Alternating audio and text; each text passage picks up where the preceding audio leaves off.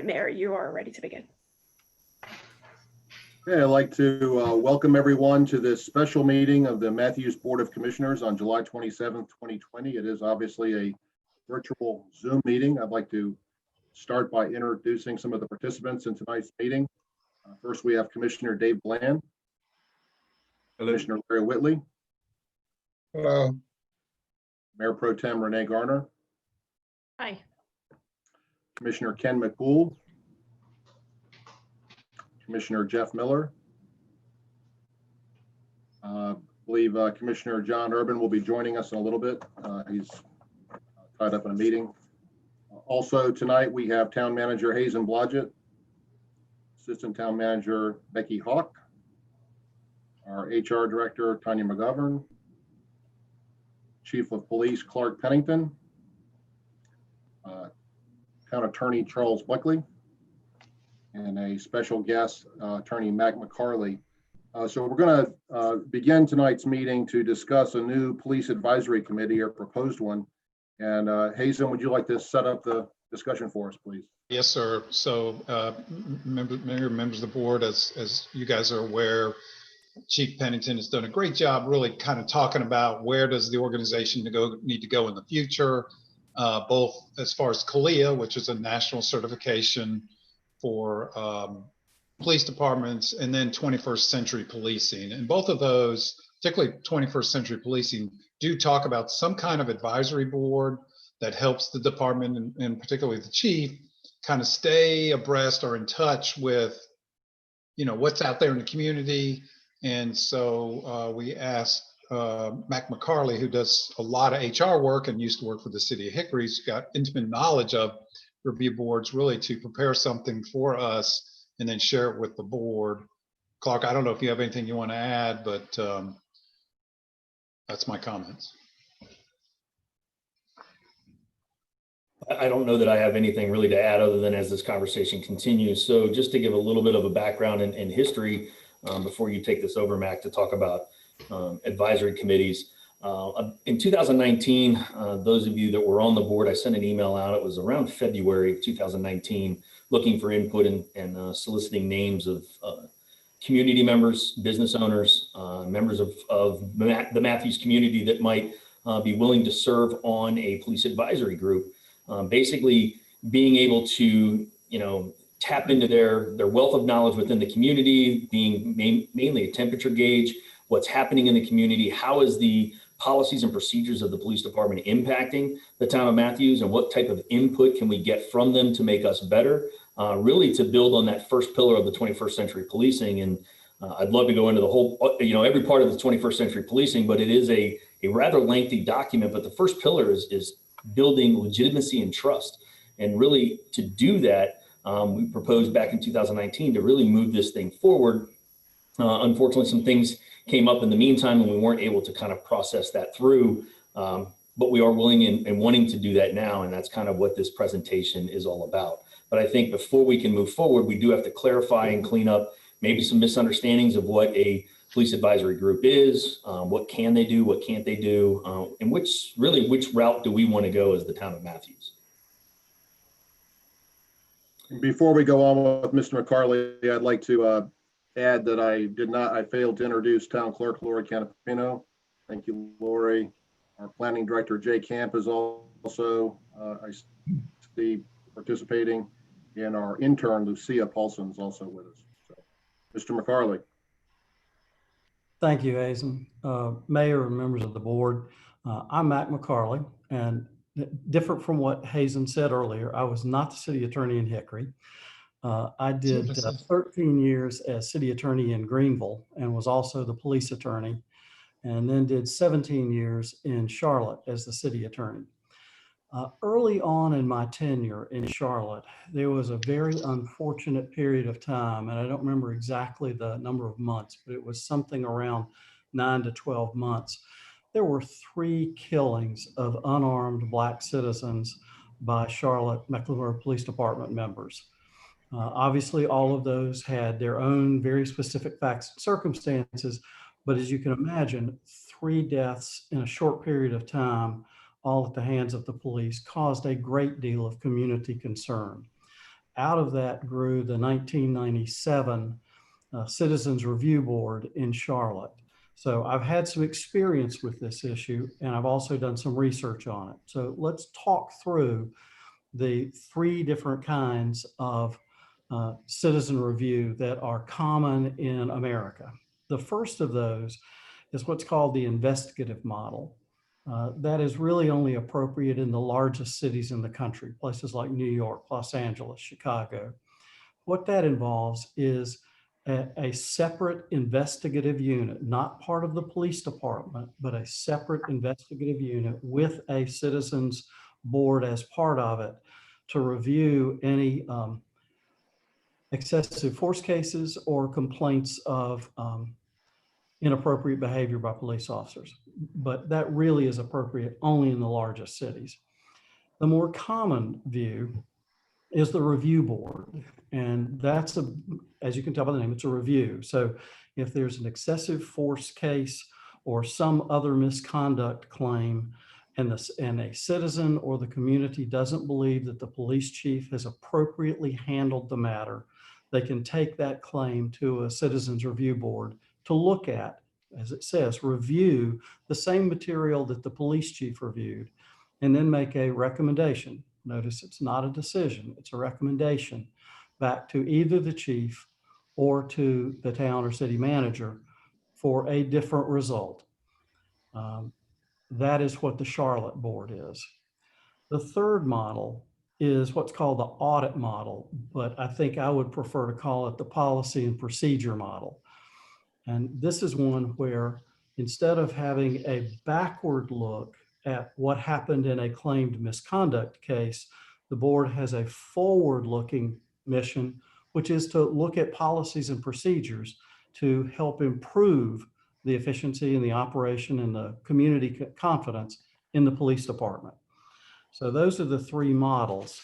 And before we move on to a discussion of pros and cons and what might work for Matthews, do any members of the board have questions about those three models? Good to go? All right. Good.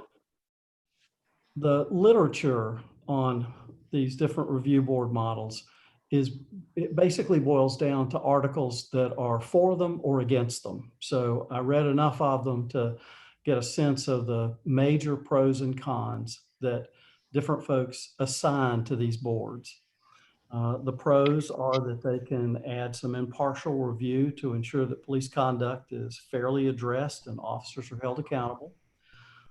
It also may make officers more conscious of proper conduct, knowing that there is a civilian body to review their work if they don't. And then finally, they are generally thought to improve public trust and confidence in a police department. On the con side, there is a significant amount of literature basically saying it is difficult for citizens without any background in police work or procedures to make informed judgments of what's appropriate conduct for police officers. If it's really egregious conduct, I think everybody would say, yes, a citizen review board can look at that and make a knowing judgment of it. But for all of the things that are in that gray middle, those boards have a spotty history of doing a good job. There's also some concern that one of these boards may undermine the authority of the manager and the chief to run the department. A separate piece of that is that it may sometimes have a detrimental effect on the morale of officers, which makes it harder to retain good officers and to recruit good officers. Finally, one that I would say has some application to Matthews is that in a well-run department and in the absence of any serious issues, any history of issues, a review board may get bogged down in relatively petty claims.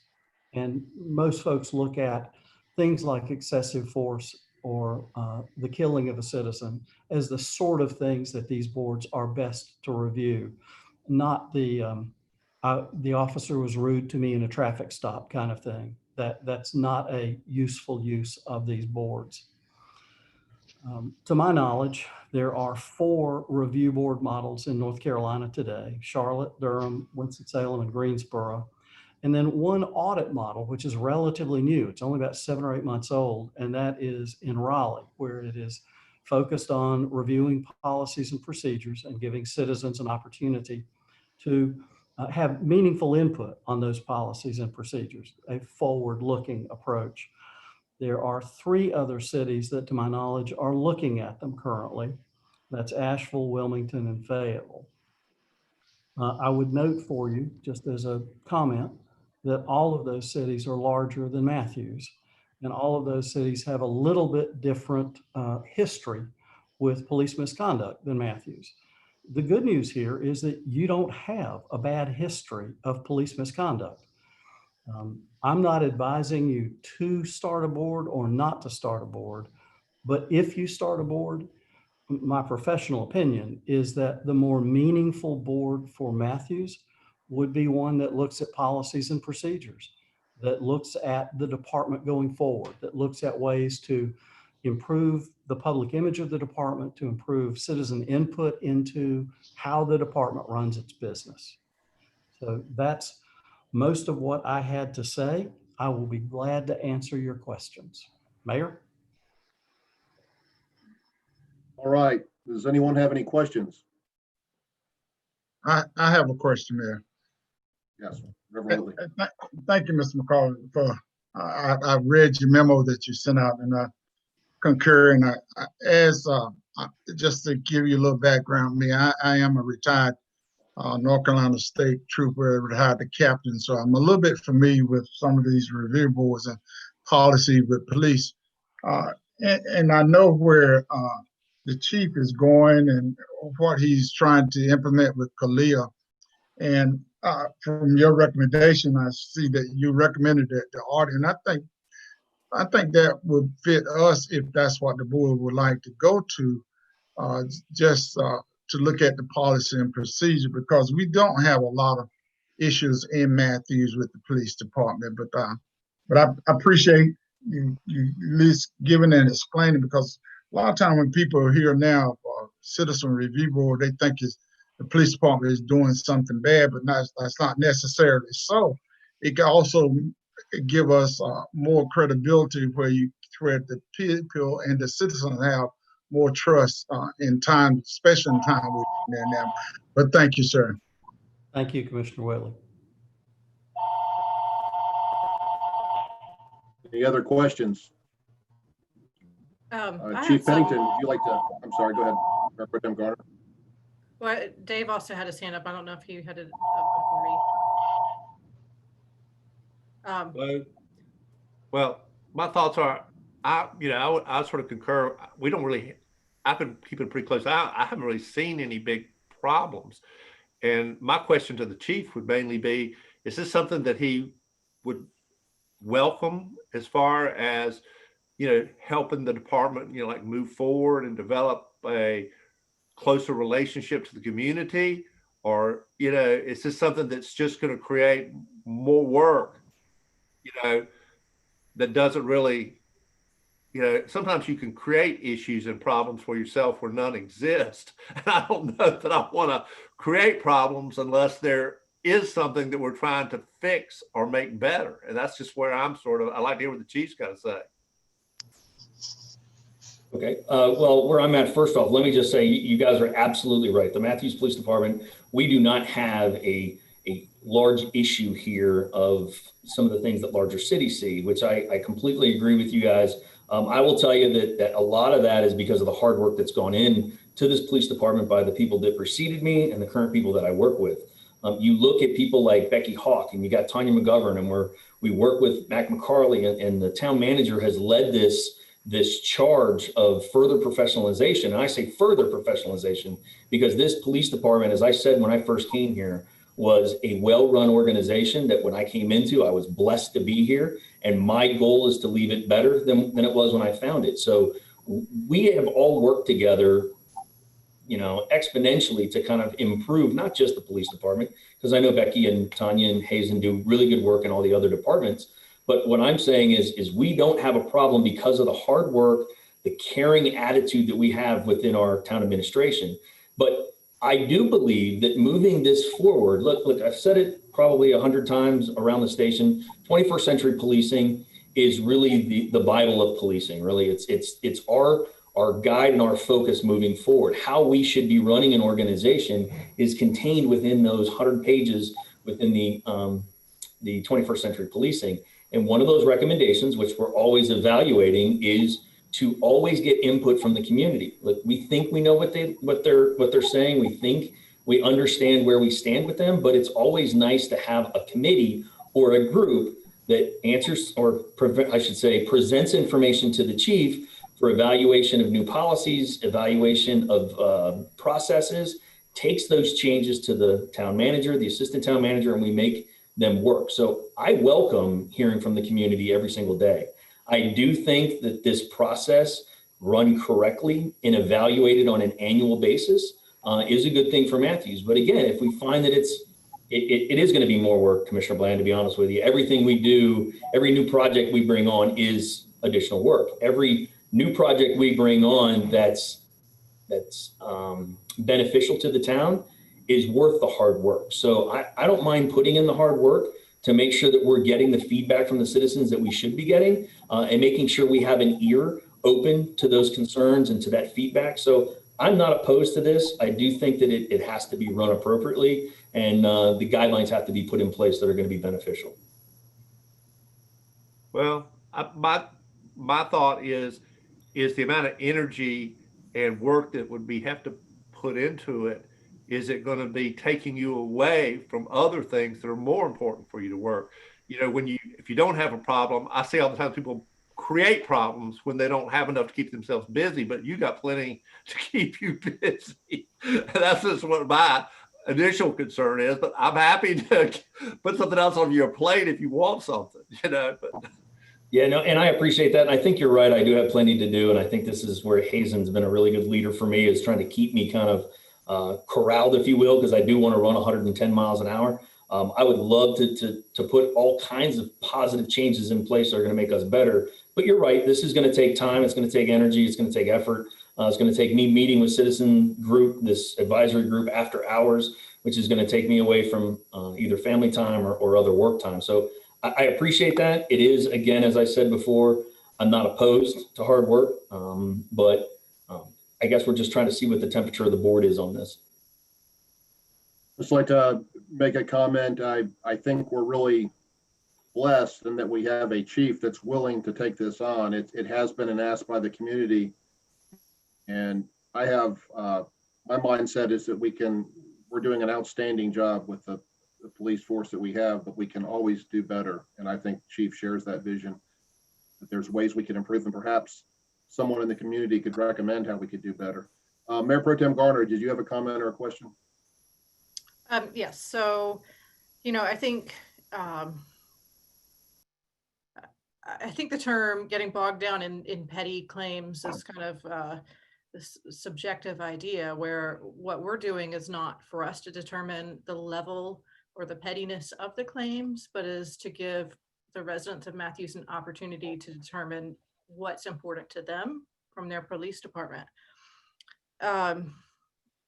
I really don't think it was that long ago. I mean, you know, it was over a decade ago, but Matthews was known as one of the places in the area that you could not drive while being a minority. And so while I feel like our police department does not still, you know, have that image, anything we can do to reach out to the community to improve the conversation on an ongoing basis is going to really help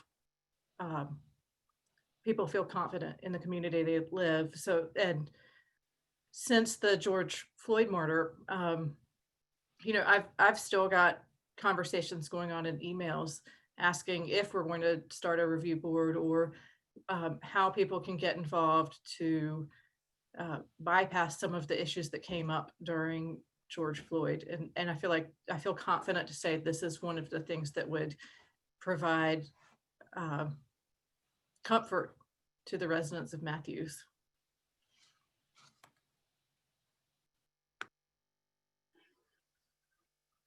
All right, is anybody that hasn't spoken want to weigh in on what you think? Commissioner McCool? Commissioner Miller? Yes. What is the motivation or the end game on this advisory committee to bring one formed of citizens and maybe, well, to be determined? What is the motivation of it? Is it to instill more trust in our citizens of the police department? Well, I mean, I think it's a multifaceted approach at this. Yes, trust and legitimacy is one of them. You know, it's also to enhance our community police relationships. We're looking to promote public awareness of town safety measures. This board can be, it's not just, you know, an adversarial board. And you know, to address a comment made by Mayor Pro Tem Garner, you know, our job is to learn from the past. Our job is to learn from history and to improve upon it. And I think we've done that. I mean, the police department has put in place processes that allow, that take total, if you will, control away from the police chief. And everything we do from an internal perspective does not stop at my desk. It goes to the HR director. It gets reviewed for legal sufficiency. It gets reviewed by outside eyes. So our job is to learn from the past. And I think we've done a phenomenal job at doing that. From, if there is a belief from a decade ago that, as Mayor Pro Tem Garner talked about, you know, we don't have those problems. So to look for smoke where there's no fire, I do agree that we need to process forward with this thing. If we do this in a way that is a collaborative approach, not an adversarial one. And I think that sometimes it can be lost in that conversation, that this is, as it's being proposed, a collaborative approach with our community to look at our processes and our policies and make sure that we are, you know, building and continuing to build that legitimacy that we have been over the many, many years that we've been doing this. I guess part of my question too was, with Chief, I wouldn't assume this was your idea. I'm wondering how it got on the agenda. Where did the mistrust come from? Because I don't share that trust. I've lived here 21 years. I didn't hear that reputation before. You know, if you want to make the citizens feel warm and fuzzy about you, I got one suggestion. Pull them over and then let them off. You'll be making friends very quickly. Commissioner Miller, I think as Chief Pennington said, this did come from him. This is why I supported this is an idea, and Chief, I'll let you address it, but this actually originated with Chief Pennington. Okay, I didn't know. Well, if I can clarify that. So yes, this was a advisory group that I'm trying to put together from the citizens to help me understand the temperature. Absolutely. Now, this came up most recently, and I think Hazen wants to jump in here. I'm kind of seeing him off to the right side of my screen, wanting to kind of jump in on this. But this was an ask of the board. This is before you today because it was an ask about a conversation from the board. Now, the police advisory group that I proposed in 2019, I would still like to process forward to help kind of build that level of conversation. And I'll be quiet so Hazen can jump in here. Well, it is a good question. I mean, I mean, the world is a different place today, right? Just from 2 months ago when George Floyd was killed. And the chief did talk about this early in his tenure. And I was kind of like, how's this going to work, chief? But now I see the perfect opportunity, and we're doing a good, you know, we're doing a great job. But golly, let's keep our saw sharpened. It's not going to hurt. You know, we can all get in vacuums and not hear what's going on. And it's the most forward facing, by far the biggest department in town, by far the most outward facing. And I think we are lucky that we feel like we have really great leadership. Let's keep it going, right? Let's not think we, you know, wrap ourselves in a bubble and think we're doing great and go home. To me, this is in the big picture of things and what's happening across the country. This is a tweak. It's in my opinion, relatively painless. Let's do it. Let's keep being great. I have a question for Clark. Go ahead. See, in the scheme of getting credited by Kalia, would this not sort of enhance our professionalism as well to show that we do have a citizen board? And I'm if we decide we want to do, I'm in favor of the audit one that Mac has recommended. But would that not enhance CALEA as well too, Clark? It is not a requirement of CALEA. It is not something that the commission requires of accredited organizations. Again, though, I think we got to talk about them in two different conversations. Is CALEA is going to help us put our policies and processes in place that are going to be best practices. This Chiefs Advisory Committee or advisory group is going to help us maintain connection with our community, hear from them on issues that impact the community and they impact the police department. So I think they're two different conversations, but I do agree with you, Commissioner Whitley, that the two of them help propel us further in professionalism. Okay, thank you, Paul. The comment I was going to make was it seems that we would be in pretty good company with some of the other towns that have undertaken these advisory boards that Mr. McCarley mentioned. Mayor Pro Tem Garner, do you have another question or comment? Well, I had a comment. So what I was not insinuating there needs to be an adversarial board. I think that as Commissioner Miller stated, not having seen any sort of bias in the past, we are limited by our own frame of reference. And by having a citizen review board, we welcome other experiences to the table. And that does enhance the professionalism and the understanding of how the police department functions in our community. Mr. McCarley. Mayor, a couple of you have mentioned the question of whether or not the board is viewed as adversarial.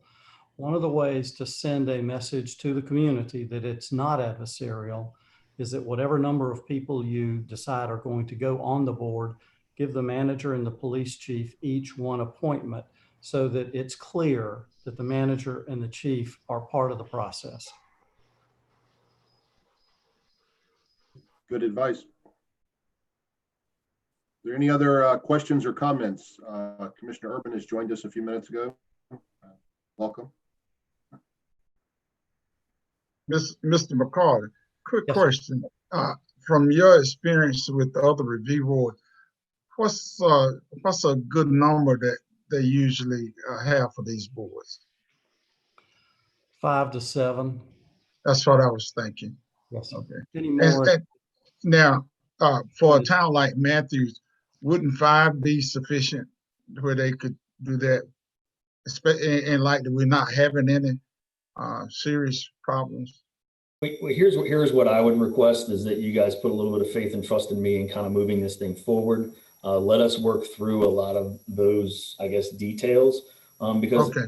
as I had recommended, I believe that this advisory group needs to advise me on the temperature of the town, needs to bring items forward to me so that we can address those in a professional audit style process. And I do agree that this continued conversation needs to happen about how many people and where they come from, similar to an email I sent to the board in February of 19, looking for individuals that the board thought would serve well on this process. And I mean by board, the Board of Commissioners would serve well on this advisory group. I would anticipate we doing something similar to that in the future.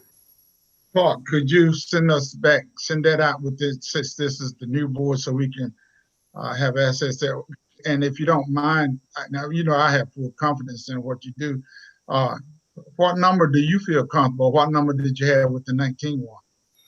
I was along the same line as 5 to 7. That's good. I do think there needs to be a conversation about how that looks, and getting full representation of our entire community from racial and ethnic divide, as well as age. Do we look at having the younger voice apparent on this committee that kind of provides suggestions, because I think that's a voice sometimes we very quickly overlook. So there's some things that still be worked out. I think that today, and I don't know, maybe I'm off base here, that I think we're just trying to figure out how do we want to go this route, and then what does it look like? And then I think some of the details can further be worked out, hopefully with the town manager and the board in the future. Thank you, Chief. Thank you, sir. Commissioner Miller.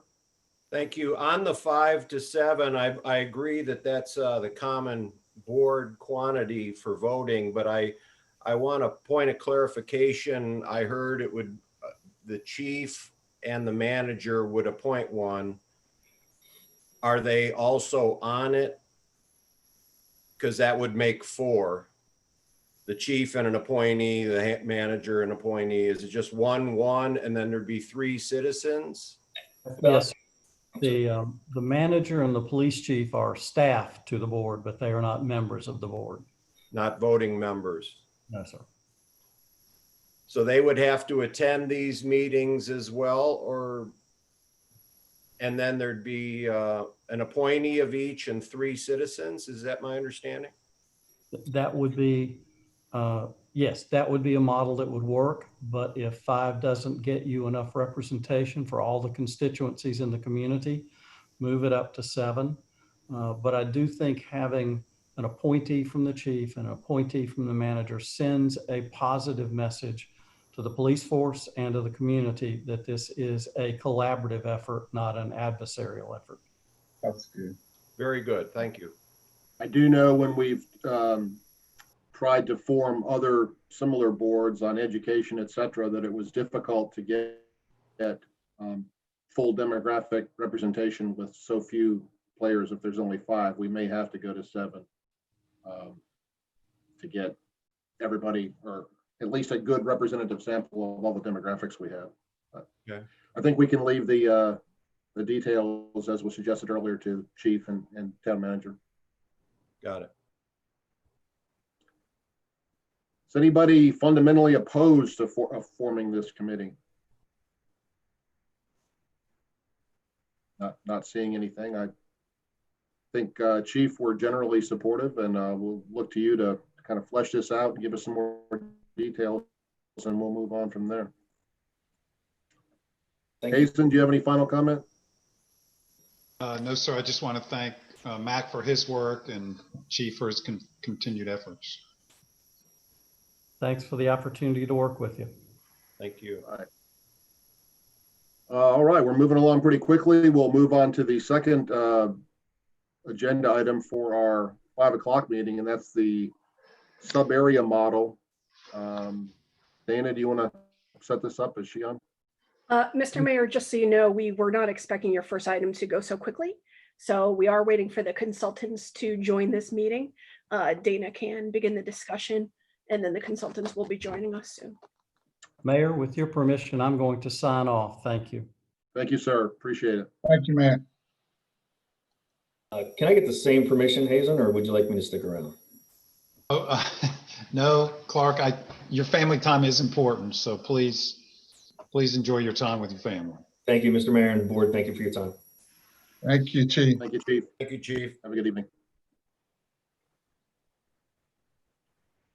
All right. Hello, Dana. You're on mute. Mute. You're muted. Okay. Can you hear me? Yeah. And Okay, Dana, let for me- the record, can you tell us your title again? I always mess it up. Sure. Dana Stujanki, and I am the town transportation planner. Town transportation planner. Very good. So you all finished that discussion very, very quickly. So I told the consultant not to join the call until 5:45 because you were scheduled 75 minutes to discuss the police. So I just texted him to join the call immediately. So I do apologize, and I'm going to text Susan as He's well. here. Well, Matt He's Matt is on. Oh, awesome. Mr. Dincaster, hello, sir. Matt, great, thank you. Matt, will you shoot Craig an email as well? Yeah, I'm on it. I'm on it. Okay, great. And I'm just going to text Susan to join. We're just ultra efficient tonight. You are. What's interesting, it can be very hard to judge how much of a deep dive the board's going to do and how much not. So it happens. It's fine. Yeah. Okay. Okay, so I have Matt's going to pull up the presentation, if that's okay, Lori. We're going to see if that works. Yes, please go ahead. Okay. All right.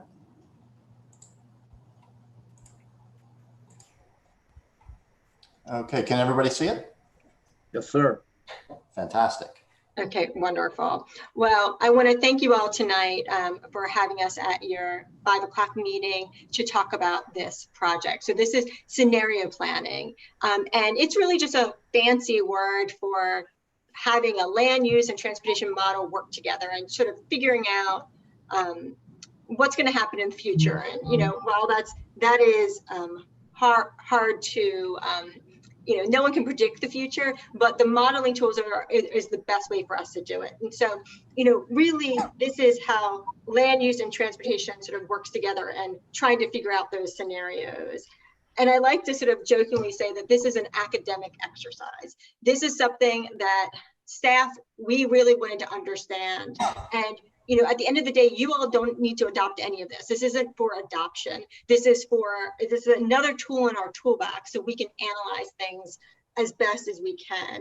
And ultimately, we're going to analyze level of service of roads, so how roads function. And we have 2 great consultants on board, Matt Newcaster and Craig Grisham, and they will help later on in the presentation. Matt, if you want to flip to the next slide. Okay, great. So I just want to give you a little background of why we're doing this study. Like, why does staff think this is important? So back in 2018, there was a John Street working group, and they worked really diligently trying to figure out what to do with John Street. One of the hiccups I think staff had was trying to really understand the functionality of John Street. How much traffic can it really carry? And the way that the state and the region analyzes that is through the Metrolina regional model. And that is a really huge model that analyzes multiple counties. I think it goes into South Carolina, and it is very high level. And we wanted something very fine grained. And that just, Susan, CJ, the folks that were trying in 2018 to do that work, it wasn't possible.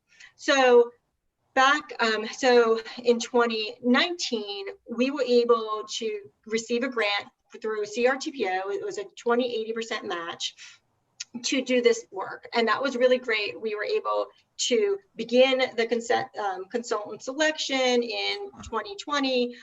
And we were really fortunate because the Metrolina regional model, this big model, was being updated. So we were able to leverage huge cost savings in order to get sort of efficiencies. So we were able to bring our total price down, which was great.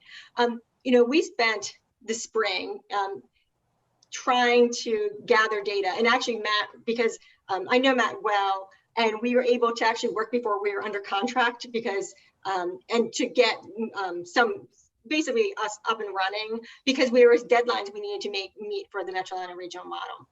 Anyway, we worked hard in the spring, and then when COVID hit, we basically had to sort of shut things down for a little bit. But then when we were able to bring this in front of the Transportation Advisory Board as well as the Planning Board, and a lot of work that I'm doing now is cross-pollinated. We don't see transportation in a silo and land use in a silo. Those are really interconnected. So we really need to bring our planning board as well as our transportation advisory board in the mix so that we understand their thought process on all of this.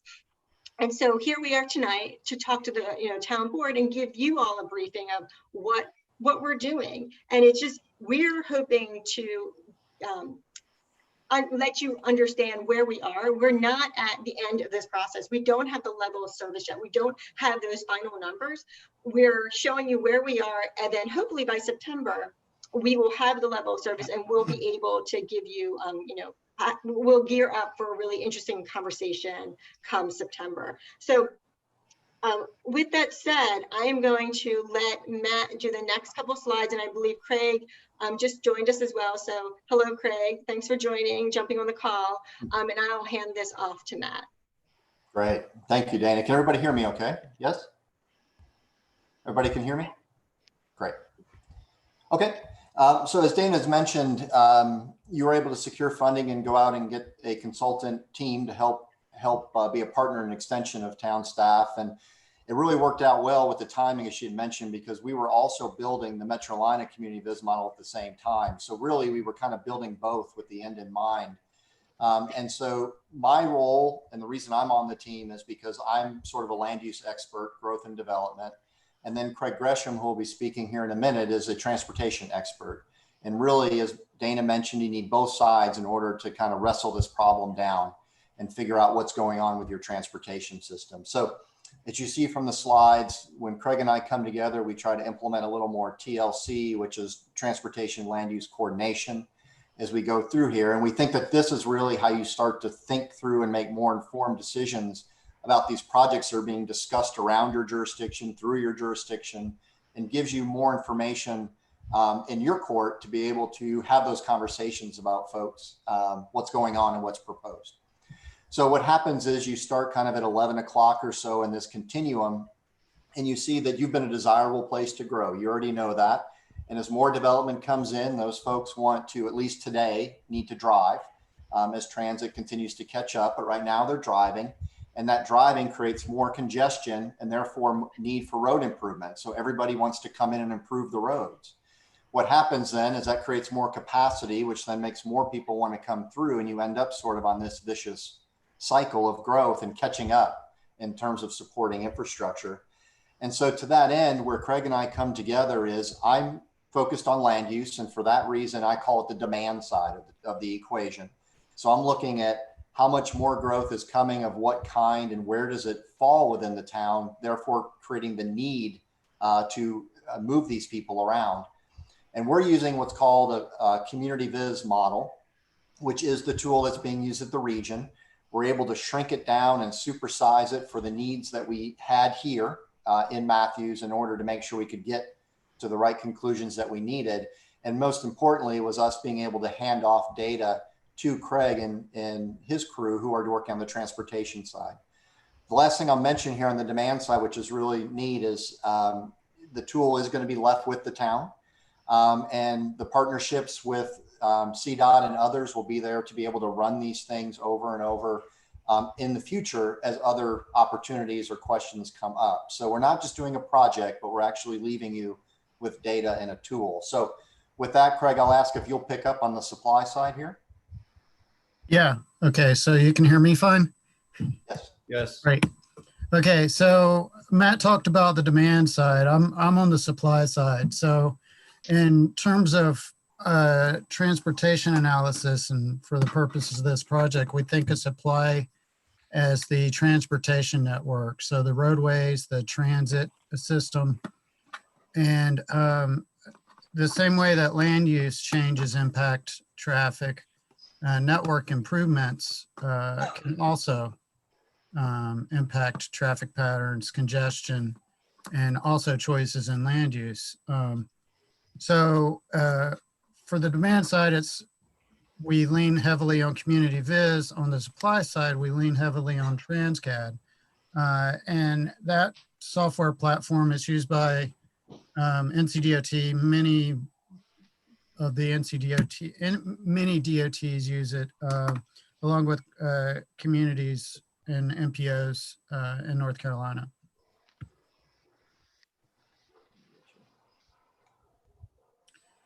So when we're looking at land use and transportation considerations, you know, some of the things that we're asking about with this particular project, the set of analysis that we're doing. One thing is local versus through trips. You know, how many trips go through Matthews that really want to be on larger facilities like US 74, but their congestion's forcing them to divert. What locations are congestion is right now there's little congestion, but with future growth, future roadway changes, may there be congestion in the future. When we look at changing the street network capacity, what kind of impacts would that have on traffic flow and congestion in the area? And then what projects we know that are coming online that may be development based? Are there transportation projects that are complementary to that can be coordinated to go together? And then the impacts that high traffic destinations have on the transportation network as a whole.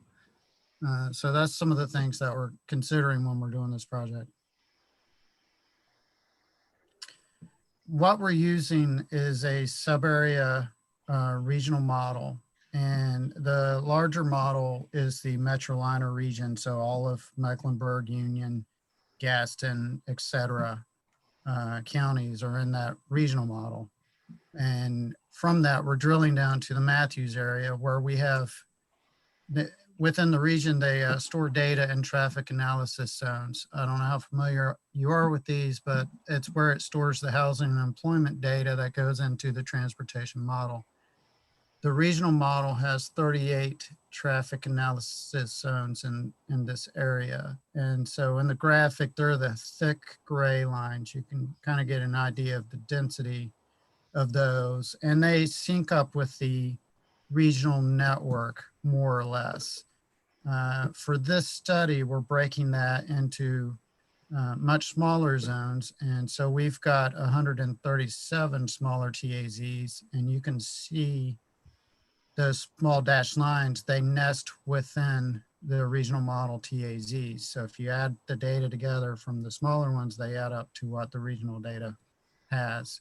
And what that allows us to do is to reflect a more refined transportation network and represent more locally significant traffic issues and roadways that we're doing. So it's just, we're zooming in, we can get a sharper picture. We have more pixels.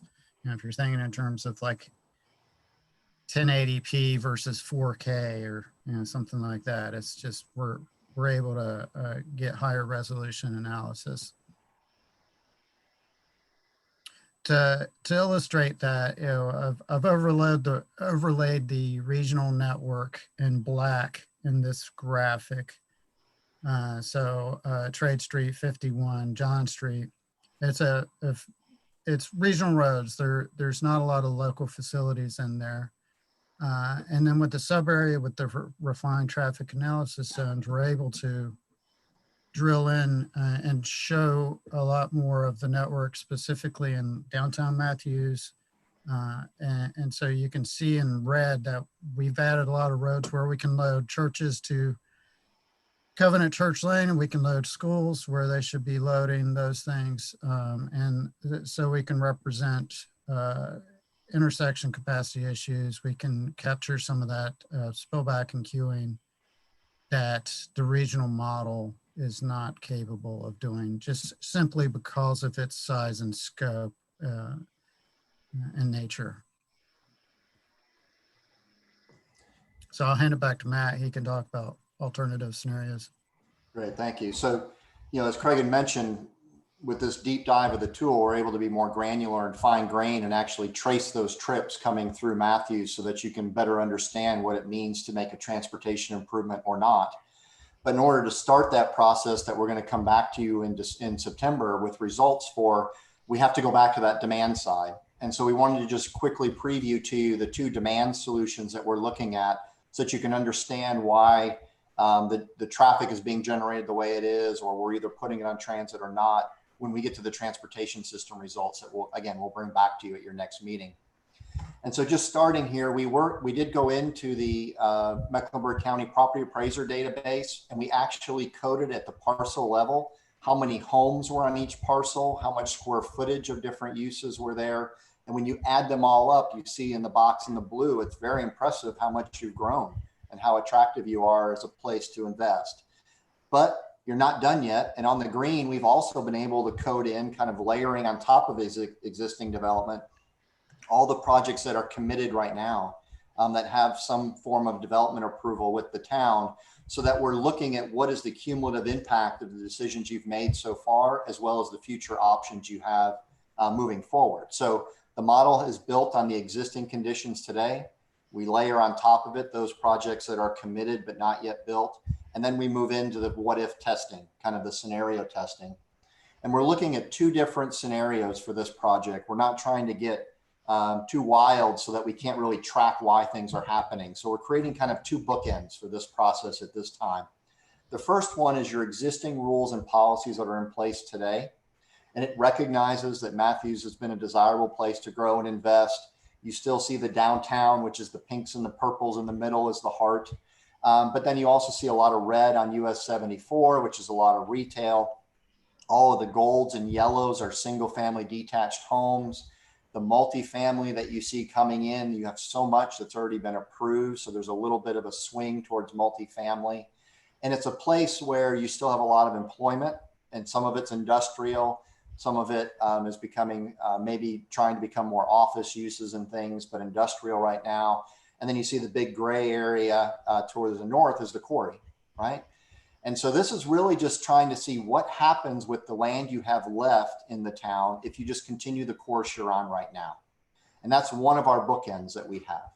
Before you go forward, can I ask a question? Yes, please.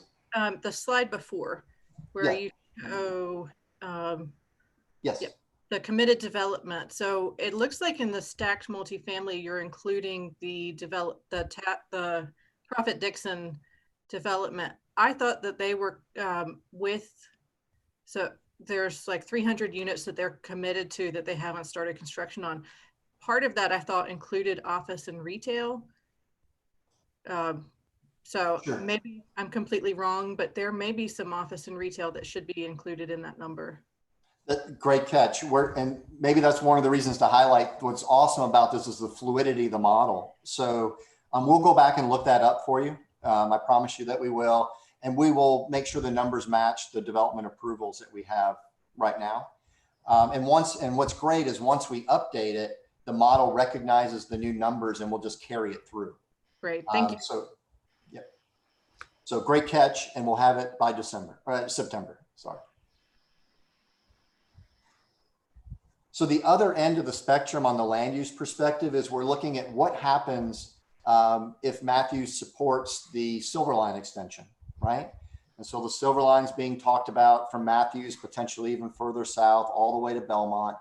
And if that happens, there's expectations that whether it's market driven or policy driven, there'll be desire to develop differently within the transit corridor. And so what you see here is, again, embracing light rail coming in, talking about creating walkable development around the stations to try to eliminate some automobile trips and things.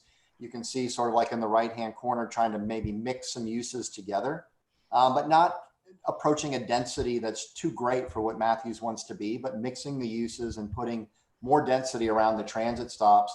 And then maybe even considering the fact that when people are living in a more dense environment, they need more green in order to go escape to or go live within and relieve tensions or whatever you want to call it, but being able to have this green connection that we look at as well.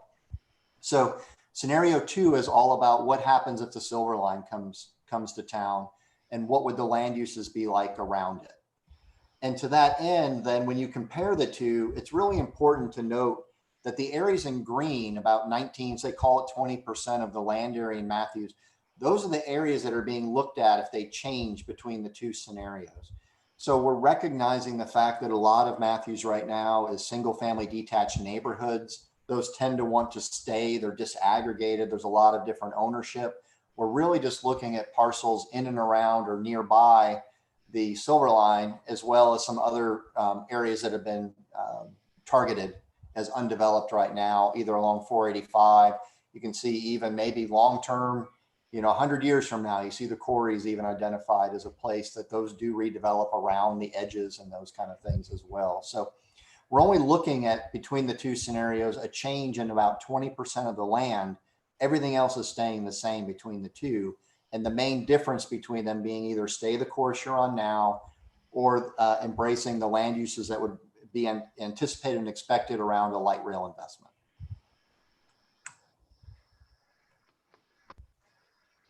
So again, we're limiting our land use scenarios to only 2 so we can really focus on how transportation reacts to both of those.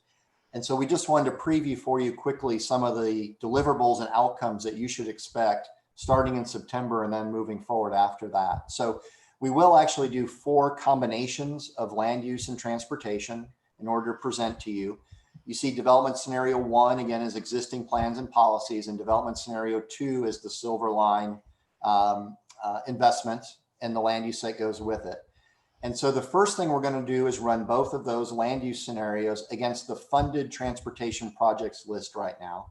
I won't pretend to memorize them all. Dana will have the whole list committed to memory and she can tell us all about them. But the funded projects that are in place right now, what happens when we have these different land use patterns? What does it do to those different roads that people are talking about and funding right now?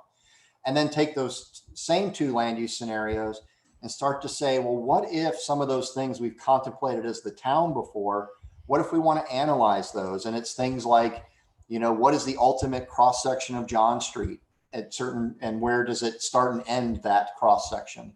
How do those other fine grain roads that Craig has mentioned, how do they get impacted by these different decisions? Because now you have more roads in your system that are making up the local community.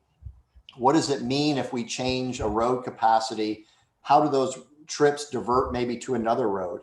And so those kind of things. Well, that's all the stuff that can be thought about in this modified transportation network.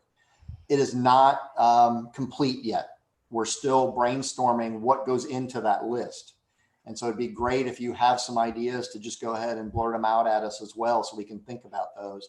But we will come up with a modified transportation projects list to study against the same two land use scenarios to kind of see how things change.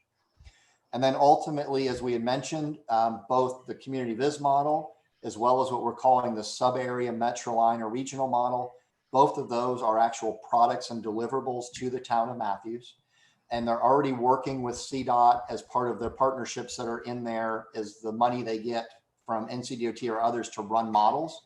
That partnership, they're exploring how they can look at other scenarios in the future kind of on demand when asked. And then we'll also provide, you know, enough of the meat in a summary so that you know what you did, how you did it, and what were the results. So that you'll have that information to lean on when you're having discussions about maybe which way to go on your recommendations or reactions to projects or even land use decisions that are occurring. And then maybe in the future, you can use these models for other projects within the town as well. So with that, I'll stop there, knowing that in September, we're coming back to you with actual results for the 4 scenario combinations that you see on the page.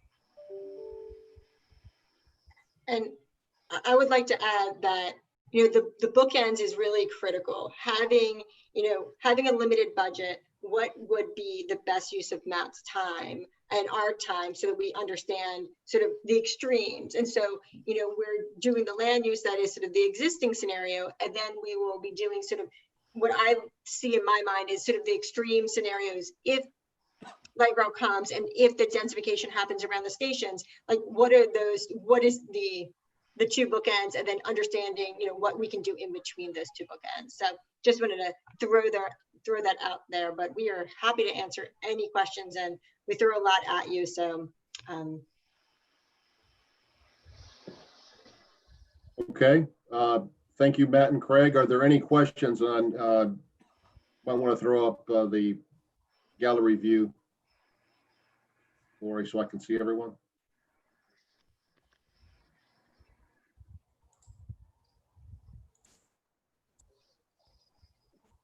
Matt, do you want to stop sharing? Yes, please. Thank you. All right. Does anybody have any questions for either Dana or our consultants? Wow, got a quiet group tonight. Well, this sounds like, I'm sorry, Hazen? So Matt, the funded projects list, is that the list that has been put on hold? The DOT list that's been put on hold because DOT doesn't have any money? Yeah, the influx list. I'll let Dana answer which ones are still alive versus which ones have gone in hibernation, but go ahead, please. So the funded, we are presuming that the funded list are all the projects that NCDOT has said they will fund. This is the scenario planning is for horizon year 2045, 2050. So that horizon year is really far out. So we are under the assumption that COVID, pandemic, you know, NCDOT's issues will resolve themselves and they will be able to move forward with their funded list. Because right now the Board of Transportation has not taken any of those projects off the list. Unless you all want to do something differently. No, I mean, it's a logical path. I rode through the roundabout there at Idlewild Road and 51. And in my mind, I thought, well, I'll bet you this roundabout's going to be here for the next 15 years. I mean, you know, you don't want to be cynical or anything like that, but money is going to be tight for a while. Yeah, and I think, you know, to that point, that's a valid point, but I think because our horizon year in transportation is so much further out, Right. that we're gonna, like, unless you all direct us otherwise, we are going to go with the fully adopted NCDOT list. All right, thank you. Any other questions or comments? Seeing none, thank you, gentlemen. Thank you, Dana. And Hazen, I suppose we can take a break till 7. Is that correct? Lori, that's the way I see it. Do you agree? Yes, sir. That's great because I can get dinner. Thank you, So guys. we'll take a break and regroup. Everybody, please try to log back in about 10 till 7, something like that. Do we sign out of this meeting or just go to no screen, no microphone? Whatever's easier for you, Jeff. Okay. All right. Thank you. Thank you. We'll see you in a bit. See you at 7.